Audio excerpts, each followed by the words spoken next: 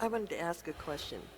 When you say love God with all your heart and all your soul and all your mind, how do we apply that to everyday living? You become that love. And then everything happens appropriately, automatically, due to what you are. So, if you approach a group of people and the love of God is what motivates you, all the people in the crowd go,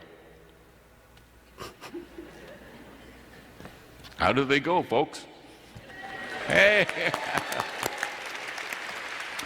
That's telling them, buddy. That'll show the devil where the hell to go.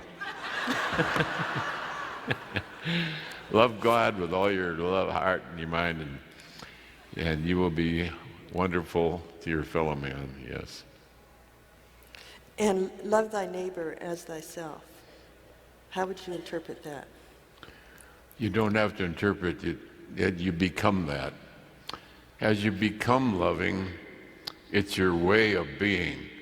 So lovingness to me is a way of being. It's not an emotion.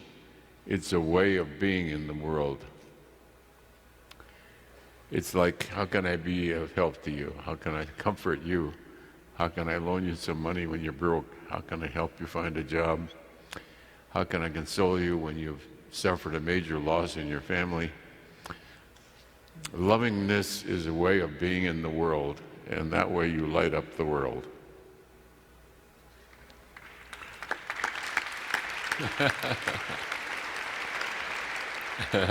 All right, love is the way to God.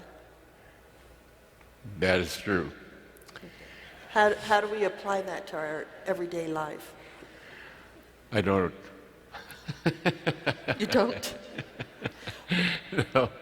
But is it because that's what you become? That's what you become.